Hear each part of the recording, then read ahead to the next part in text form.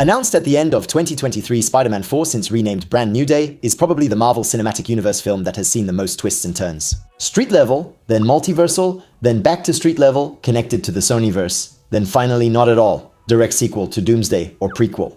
We had entire weeks of rumors going in every direction, to the point where I ended up stopping talking about it. While waiting for things to really calm down and for us to finally see more clearly through this fog of information. And this summer, in August, we got to witness an absolutely incredible shoot. With Tom Holland swinging through the streets of Glasgow between tank attacks and spectacular action scenes. A shoot that inevitably let quite a few details slip and now allows us to more concretely trace the path toward the truth of what this film will be. So in this video, I suggest we take a look together at the latest rumors and revelations, but above all, that we go back over all the information revealed over the past 2 years. Yes, I went over every tweet, every article, every leak that connects them together. And I can now tell you, Spider-Man Brand New Day is quite a mess for sure, but together, we're going to be able to untangle everything. Obviously, there's a good chance I'll spoil what might happen in Tom Holland's next movie. So we're entering the spoiler zone, the zone of all dangers. Are you, along with Kevin Buckott, your lunatic's favorite theorist, favorite theme?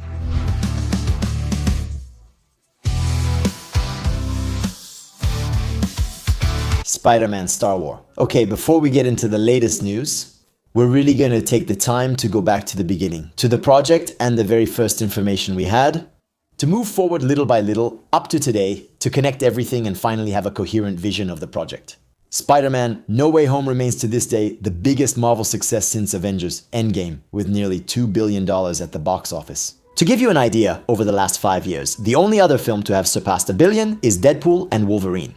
These numbers are obviously dizzying, especially for Sony, who wanted to quickly bring these 3 Spider-Men back to the spotlight. But on Tom Holland and Marvel's side, they weren't in such a hurry to launch a new film.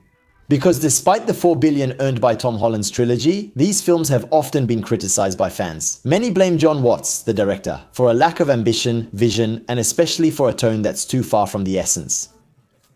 To the point that many believe the best Marvel Cinematic Universe version of Spider-Man on screen is still the one directed by the Russo brothers in Civil War, Infinity War, and Endgame. So the new direction for the character had to be reconsidered, and the ending of No Way Home offered a perfect opportunity for that. With the spell cast by Strange, no one remembers Peter anymore. Only Spider-Man remains, and that gives the next creative teams a chance to start fresh. When I say Tom Holland wasn't in a hurry, it's because he chose to pause his career to focus on his personal life and other projects. He even launched his own non-alcoholic beer brand. Yeah, when you're bored, you don't always have the best ideas. A non-alcoholic beer, really? But honestly, Tommy, what are you thinking? Anyway, for his return, he mainly set his own conditions to come back to the role. He wanted to be involved with the creative team that would be working on Spider-Man's future. Which shows that he wasn't completely satisfied with Jon Watts' vision either. So we arrive in 2023. The writer's strike hits, Bob Iger returns to business, and Kevin Feige completely rethinks the studio's strategy. It's a serious situation, everything needs to change, including starting over on healthier foundations with Sony, and Tom Holland gets his way. Rumor has it that he signed on for 6 appearances, a new solo trilogy, and 3 Marvel Cinematic Universe projects, including at least 2 Avengers movies. Very committed, he gives multiple interviews to explain that he wants to defend Spider-Man and his legacy, that he wants to do justice to the characters above all. And that nothing will start until they found the right way to do it. The tone is set. Meanwhile, we learn that Destin Daniel Cretton will no longer direct the Kang Dynasty, preferring to focus on the sequel to Shang-Chi and another Marvel project, which is still being kept secret. We learned nearly a year later that this project is Brand New Day, and honestly, trading an Avengers movie for a Spider-Man trilogy? Yes, it's definitely a glow-up, and during this time many insiders get involved with the movie. But we'll realize afterwards that one of them is particularly well informed about the movie, and that's Daniel R. PK. Looking back today, we can see that he was right about a lot of things. By doing this retrospective work, it's interesting to see what he says today, as I consider him the most reliable source. He says the movie's script struggled due to conflicting demands between Sony and Disney. Sony wants a release in 2025 no matter what. They want a multiverse movie. With the return of the previous Spider-Man, connections to Venom, and especially that Jon Watts continues to direct, since he has already brought in $4 billion for the studio. Marvel and Tom Holland on their side prefer to take the time to do things right. Their goal is clear, to release the film before Avengers 5 of course, but while following a new strategy set by Kevin Feige after the studio's restructuring. The new motto has become less quantity, more quality.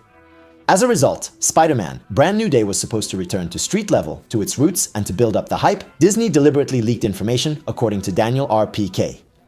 The movie would be a kind of Civil War but at street level.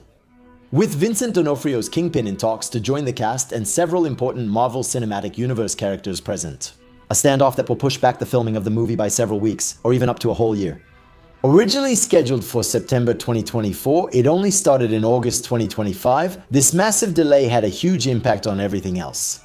The Rise of Doom, July 2024. Marvel announces at Comic-Con that Kang Dynasty is no more and that Avengers 5 is now called Avengers Doomsday.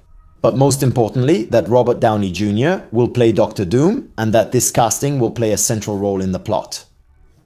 The movie is announced for May 2026 and Spider-Man 4 on its side has kept seeing its schedule pushed back. Its script still isn't finalized and its release is stuck between Avengers, Doomsday and Secret Wars, and that's when everything changes. Tom Holland explained that the script planned before this announcement was, in his opinion, excellent, written with real respect for the fans, and that it had really excited both him and Zendaya. But with the arrival of Doom, the plan for a Civil War street-level type Spider-Man seems to have been completely corrupted. Sony is taking the opportunity to regain control and is pushing its idea of a multiversal film, and that's where the big mess starts. The media machine starts up again. On Marvel's side, Daniel R. Pika changes his tune and announces that the film will indeed be multiversal. No longer a prequel to Doomsday, but a direct sequel. And above all, that Peter will have a central role in the Avengers storyline. For his part, Tom Holland insists on how difficult it is to place this film in the timeline. How do you fill the 5 years between No Way Home and his new appearance without a solo film? It's almost mission impossible. Yet, he continues to defend the first version of the script, which he considers crazy and inspired. But Sony fully intends to take advantage of the situation to keep pushing its narrative elements.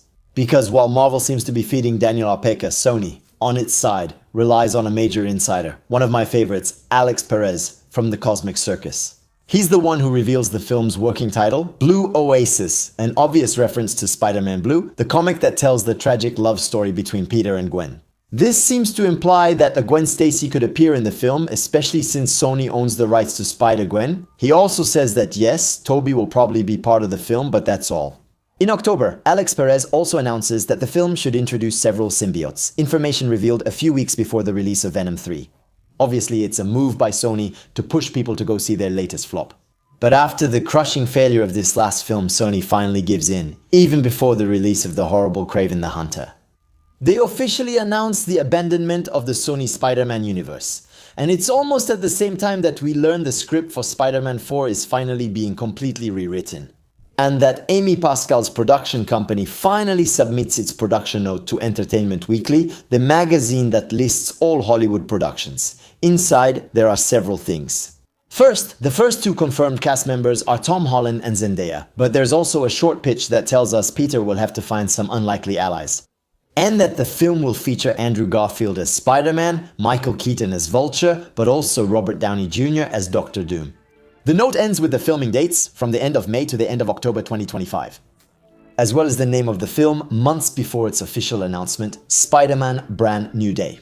A lot of information that, as we can see, seems to be true, and others that should be taken with a huge grain of salt. The events of 2024 once again completely shook up the balance of power, and the crushing failure of the three Sony films reduced their credibility to nothing. The chief executive officer of Sony Pictures Entertainment, Tony Vinciquerra, is let go, and it's Ravi Ahuja who will take his place. With a clear idea, we can't make bad superhero movies anymore, and it sounds silly to say, but it's good to hear. From Sony, the Civil War street level, the new direction of Sony Pictures has clearly eased relations with Disney. Everyone agrees. In everyone's best interest, it's better to make a really good movie that's well anchored in the Marvel Cinematic Universe, rather than repeating the same mistakes, and Disney understands that better than anyone. Their Marvel Cinematic Universe has been hanging by a thread for years, and the sequence of Fantastic Four, Spider-Man and Avengers absolutely has to succeed. These movies have to prove that Marvel has truly re-evaluated itself after the writer's strike. So they're making a big decision to push back the next two Avengers movies to give Spider-Man a coherent place. It won't be a catch-all hybrid, it will truly be the movie that leads directly to Doomsday. Well, the delay also helps secure the Avengers movies, obviously. And then, 2025 starts with an avalanche of insider reports.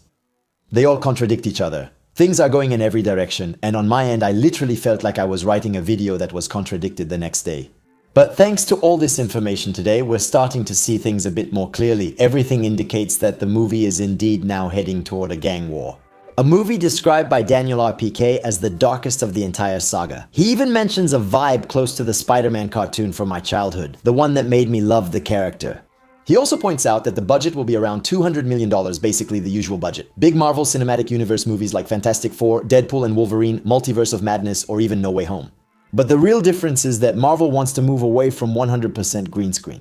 Tom Holland describes the production as old school, with real sets, real stunts, real explosions like what we saw in the streets of Glasgow. He even goes so far as to say that the movie will be a kind of Spider-Man 1, a soft reboot, a real return to the roots. In short, exactly what he wanted at the very beginning of pre-production. And the director Destin Daniel Cretton is also a huge fan of the character. By the way, the insider The Redacted Guy tells us that the director's only requirement to take on this project was to completely remove the multiverse storyline from the movie and let him reboot it. Spidey in the Marvel Cinematic Universe, which Marvel finally did and accepted, and for him, it's an incredible opportunity to work on Spider-Man. He spends his time with his artistic team exploring how to pay the best tribute to the character, whether it's through the costume, the way he swings, or by creating scenes we've never seen before. And one thing we can say is that Cretton knows how to film action. He proved it to us with Chunky, whether it was the bus scene or the scaffolding scene. And if you've seen the making of on Disney Plus, you know just how much. The guy is a hard worker obsessed with detail, and to top it all off, he's totally integrated with his team. That of Jackie Chan's stunt team to choreograph the fights. Yes, the movie will definitely have a martial arts vibe, and personally, I'm really excited about it. But then, who do we find in this movie and what is the actual plot of the story? I already made a video about it, but a lot has changed since then. First, of course, we have the usual team. Tom, Zendaya, Jacob Batalon, and J.K. Simon. But since the movie will focus more on Spider-Man than on Peter, not all of them will have the same importance as in the previous films. We know that the Sony Marvel deal requires Spider-Man to always be surrounded by important Marvel Cinematic Universe characters in his solo movies. In return, Marvel can feature him in other projects, such as Avengers. But this time, it's a bit different, since it's John Bertnall's Punisher who will be sharing the spotlight. And be careful, he won't be a mentor like Tony, Nick Fury, or even Strange were, but rather a character who's the complete opposite of all that. That's why Peter believes he will be an even greater challenge than all of his enemies combined. He comes straight from Season 2 of Daredevil Born Again, and it's special, 2 stories where his character will clearly evolve in a city that's boiling with excitement. Alex Perez recently confirmed that Born Again Season 2 will plunge New York into a gang war. Terrible, finally launching a street-level arc that will involve several heroes. Unlike the events of Thunderbolt and Captain America 4, which had almost no impact on the Marvel Cinematic Universe, the gang war will take up almost all the projects in 2026. By the way, the Punisher special should be inspired by the Welcome Back Frank run. In the comics, Frank returns to New York and declares war on organized crime. He faces M.A. Nucci, the powerful leader of the Nucci crime family. Frank, true to himself, eliminates absolutely everyone in his path, even throwing Manucci into a polar bear enclosure at a zoo. Yes, in the comics, you really shouldn't mess with the Punisher, but don't worry, she makes it out alive, though badly injured. At the same time, psychopaths inspired by the Punisher also start massacring those they consider vermin, all under the banner of the White Skull. Until Frank decides to take care of them too, he ends this bloody run by burning down the entire Nucci empire, including Manucci. It's brutal, dark, but also still pretty fun. So yes, his special will be inspired by this run. And Frank will come out of there, determined to clean up all the filth left by Wilson Fisk, with a New York now plagued by supervillains. That's something we haven't really seen much of in the Marvel Cinematic Universe so far. But then, who will stand against Spider-Man and punish the villains in the movie? Many Spider-Man villains will appear in the movie, and the same names have been mentioned repeatedly for weeks. We're talking about Boomerang, Tombstone, Tarantula, and even Ramrod. Villains who are more secondary, all connected to the Mafia, but who should only be there briefly. The movie begins, similar to the Fantastic Four, with a quick montage of Spider-Man battling his villains one after another.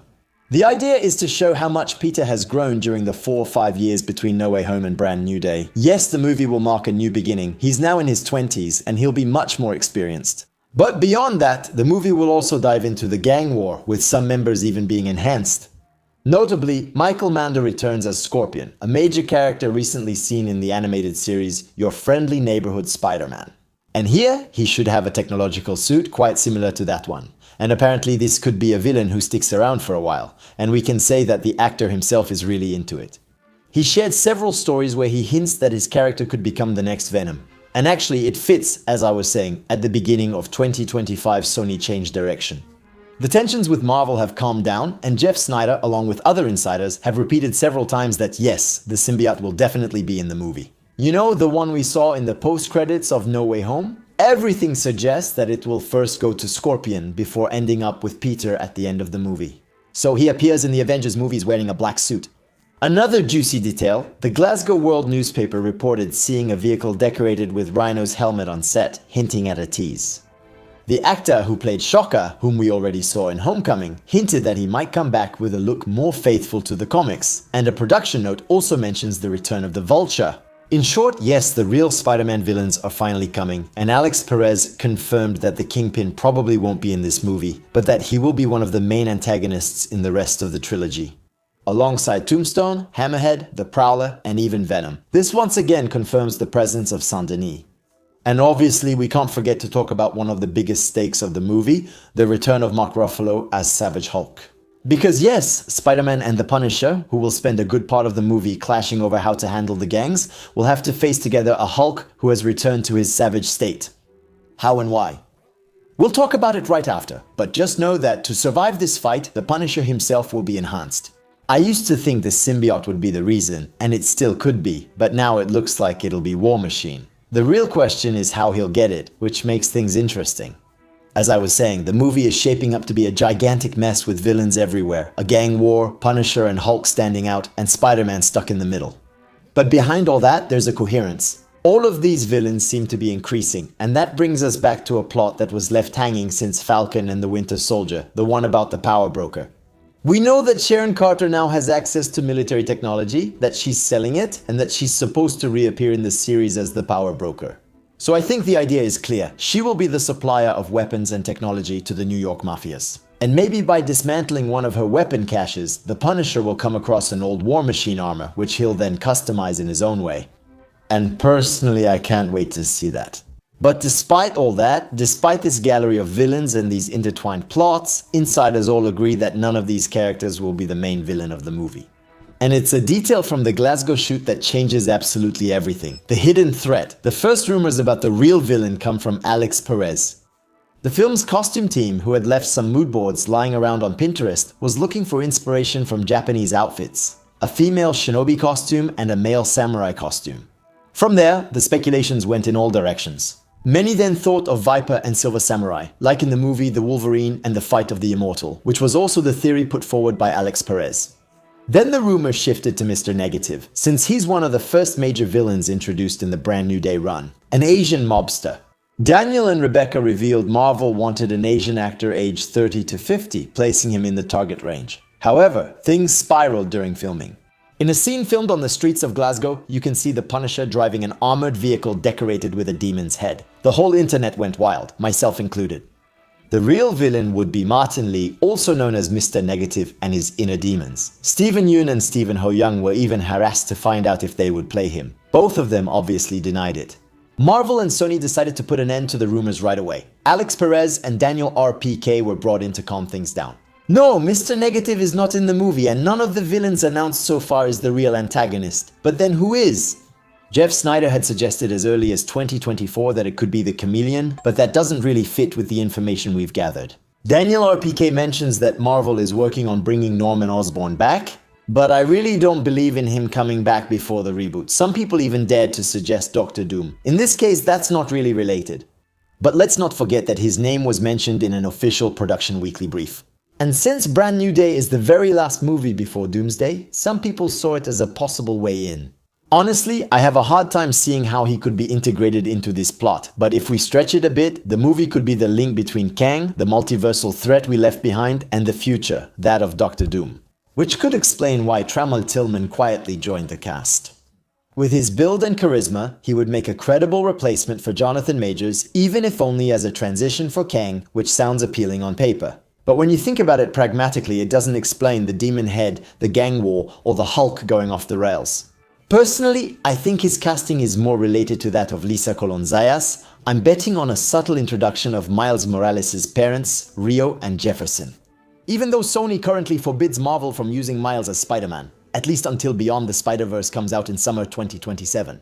Kevin Feige and Amy Pascal have wanted to introduce the character in live action from the very beginning, especially since Donald Glover has already played his uncle, the Prowler, in live action in Homecoming and in Across the Spider-Verse. In short, Miles could very well have a teasing appearance just like in the first game, Spider-Man. Additionally, the young singer Descartes Fire.d, I'm not sure how to say it, said he auditioned to play the next Spidey in the Marvel Cinematic Universe. That's a lot of hints. Sorry, I'm going off on a tangent.